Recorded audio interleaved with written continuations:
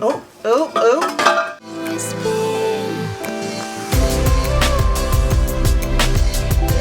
Hello, people of the internet. If you're a fan of glorious automotive noises, especially ones involving a turboed 5-pot, oh, I have a video in store for you today. If you're new and you like to get caught up on my 1983 Audi Ur-Quattro, up above is a link not to a playlist on this car, but rather a delicious recipe for roast beef and licorice pancakes. That's so disgusting. Anyone that knows classic Audis has probably heard of 2 Bennett Audi Motive. They're out of Davis, California, and they manufactured a custom turbo back exhaust for this car. Not sponsored, it's a small business, so shout out to them. And it's also where I found and bought this car at. Now it's all freshly dry ice blasted and clean under here. This should be enjoyable to do. So I did research on this car. The original owner had modified it back probably in the 90s with what's called the ABT Stage 2 package, tuning wise. And it would have had an aftermarket exhaust on it at that time. But when I bought it, it had been since removed and a factory one was installed. So it's kind of neat. I'm like putting it back to the original owner's vision in a sense.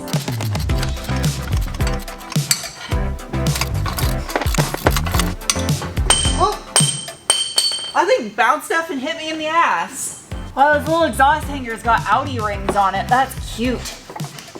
What's not cute is how much of a pain in the ass it is. Oh, don't be a donut from hell. Well, there you go. Oh, this is a heavy exhaust. This thing is so heavy. Oh my, yeah. That would say I was like 40 pounds. Like, at least. Yep, I would say I did a pretty good job with my dry ice blasting. I didn't miss any spots. I bet you I can make that better though. Oh, this is nice. This is satisfying.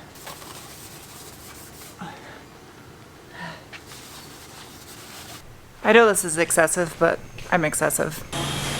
Wide body. But yeah, so like, oh. Do you have any aluminum polish?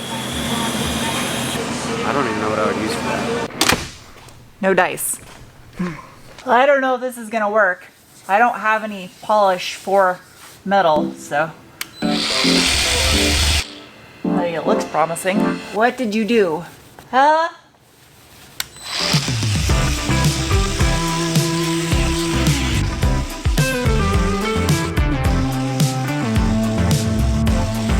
It's not perfect, but at least it's nice and uniform with the rest of the heat shield because it was cleaner up there. So, that works. What size are you? Hell, you're 12.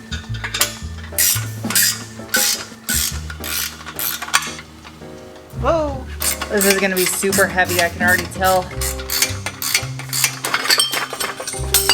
Whew! Saw that coming. Oh shit.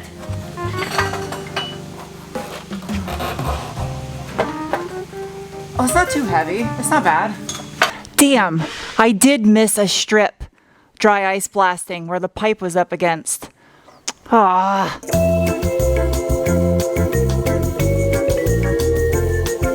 Cleaning this little strip took me about 25 minutes, whereas with the dry ice blaster, that would have took me about 3. Nevertheless, it's clean. Whoa, it's got a divorced wastegate on the downpipe.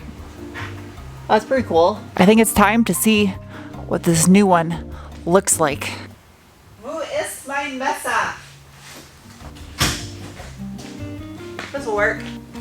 Cut, cut. I always seem to open boxes ass backwards. Ah, yeah.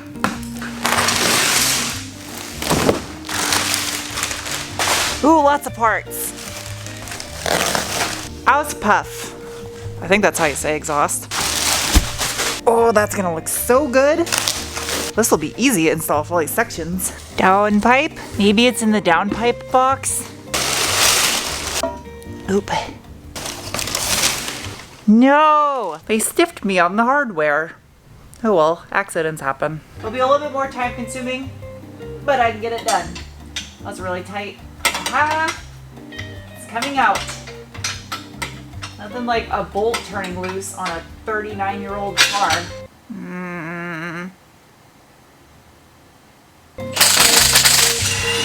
See? my impact gun. Ugh.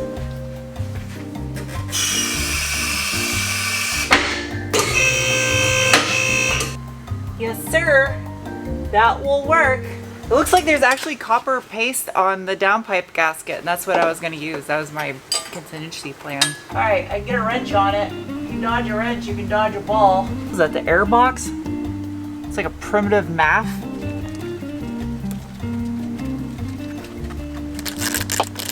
Achtung bitte. It is redundant. To understand your Audi K-Jetronic system, you must first understand that it knows where it is, because it knows where it isn't. Now I get to the hardware. Yep, it's turning. Let's see if I get this wrench on all the way.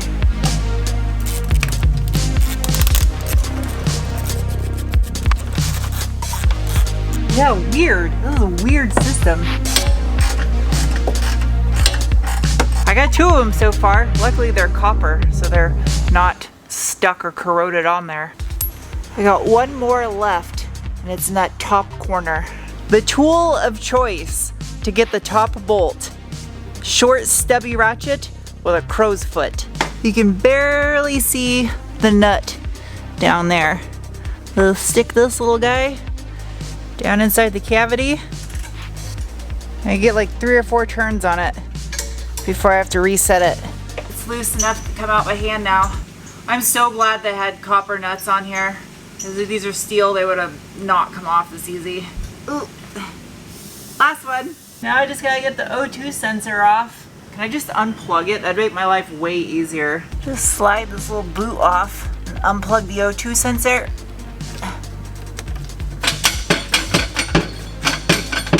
Come on. Oh, this downpipe is a fucking pain in the ass. I took off this little shield that goes underneath the axle, which should give me a little bit more clearance. But I think my wastegate tube is gonna be in the way.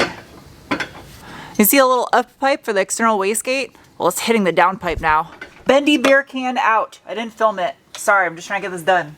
Please come out. I gotta take the asshole off because the other downpipe's bigger and it's definitely gonna get lodged in the asshole.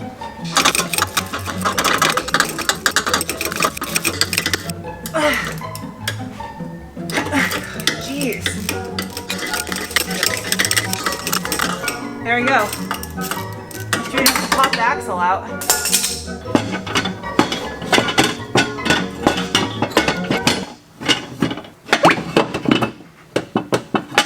Size are you? Like a glove. Yeah! I got it! I didn't have to drop subframe much at all. Ah, so just as I suspected, this thing had a copper paste gasket on it before. Good. Well, let's see the difference. Oh yeah. Man, that is a big difference between the two of them. That is so much girthier. Look at that size difference right there. Oh, this is gonna sound good. I believe this guy right here is for a vacuum test port after the research I did. So I gotta transfer that over. The O2 sensor goes right there. I got some smudge on my forehead. So I got this stuff, a copper gasket maker. I used this before in the Air Force and never had an issue with it. If I wasn't a slave to the YouTube algorithms, I would absolutely just order a brand new MLS gasket. But I can't sit here and wait a week for parts because I have nothing else shot and this video has to come up. Well, I gotta put my camera down. I don't want to get this RTD of everything. My goal for this car though is to eventually make the engine bay look like the MR2 or the Ranger. So I'm gonna eventually put it in a service position and pull engine out, do some upgrades. Oh, oh, oh. It's going up in there. Need flashlight. Oh, this is gonna be a treat. Get that to line up. Oh, it went! So, downpipe's in. I didn't film it because it's literally the reverse order of taking the other one out, except this one is bigger and more of a pain in the ass. Hopefully, nothing leaks because that was like 3.5 hours worth of work. Hello and welcome to the following day. hopefully, I'm gonna be able to start this car up and I don't have any snafus happen. I lucked out and I was able to buy some gaskets today at Harrison, so I have gaskets now. First up is the catalytic converter, and it's actually a real cat. It's a high flow cat, but it is a real cat. Getting anti-seize all over my fingers. I coated the hell out of this hardware with anti-seize because it's stainless. That's all I could get for hardware. At least it matches since the exhaust is all stainless. Leave that a little loose. Help me help you. There you go.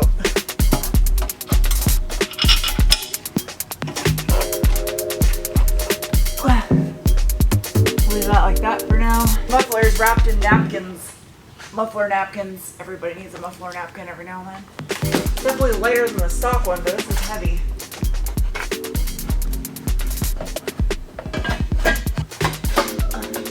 This is really tight because it's 3-inch piping all the way back. The only other company that makes an exhaust system for this car currently right now is Miltech, or Miltech, whatever.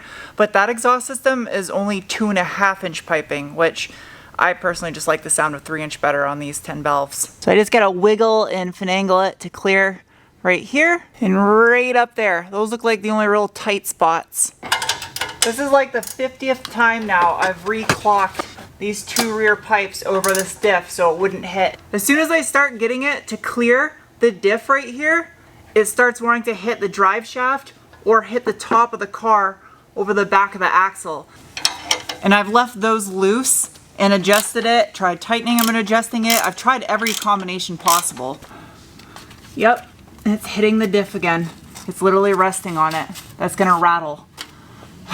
There's no way to do this without making it hit. So I just got off the phone with the guys from 2 Bennett, and they're being extremely helpful in this situation. They offered for the exhaust to get overnighted back to them, and they're gonna try to retweak and remake some stuff and then send it back to me. So please don't leave any negative comments on them. This stuff happens with fabrication, and they literally made this on another Ur-Quattro at their shop. So something must have been slightly off or different between the 2 cars, but this just does not fit at all. It does not matter how I position or configure this. It is drastically different and not going to fit my car. Like, look at where the muffler is gonna end up. I got Charlie over here too, because I mean, he literally had a hot rod shop before and does fabrication for a living. There's no way to get this to fit. It's 100% does not matter how you clock it. Something's wrong. Either they mixed up a part or it's okay. It happens. It's unfortunate. I sent photos of all the areas where it's just not lining up to the guys at 2 Bennett, and they agreed that something happened and this just does not line up or work on this car. Just out of curiosity, this is with the Cadillac converter flipped, since it's got an angle on one side, to see if that would change anything up. It slightly tweaks the position of the mid pipe. However, the rear, you still have the same problem of it hitting the diff right here and then almost hitting the top if you were to try to correct the diff spot. And then this tunnel right here is just completely off. You can see it still almost contacts right here at the heat shield. And again, the exhaust tip is just way too far over. There's no getting around that. The car that they built it on had some different spec parts or something. I don't understand.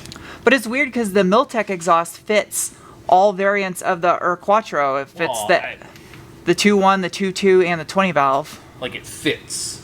Yeah, and who knows, like, it's really hard. You can't just Google pictures of exhaust systems on these cars because they are so rare. But I did find one write-up on the internet of someone that did a Miltech exhaust on theirs, and they had to remake a bracket in the rear, even on the Miltech. So maybe there was massive variations in these cars in the factory. I don't know. Like, I could have you refabricate some stuff, but how many hours of labor are you going to have into it? Many. Plus, they've offered to do it. So, yeah. I mean, 100% let them make good on their end, you know? So, unfortunately, I gotta pull the exhaust off. I don't know what it's gonna sound like, and I honestly don't want to hear it, because if it rattles somewhere, it's just gonna sound like a rattle trap, and that will ruin the mental part of hearing a glorious 5-pot. So more to come on this project. When the new exhaust comes in, I'll finally be able to finish it up. But also, I ordered for the front of the car a set of AP Racing big brakes that actually clear the factory 15-inch Ronals. Anyway, Sorry it wasn't the outcome I was expecting for you guys to be able to hear some great noises.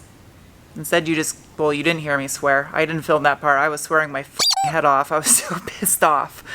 Anyway, I'll see you guys soon with another video. Bye.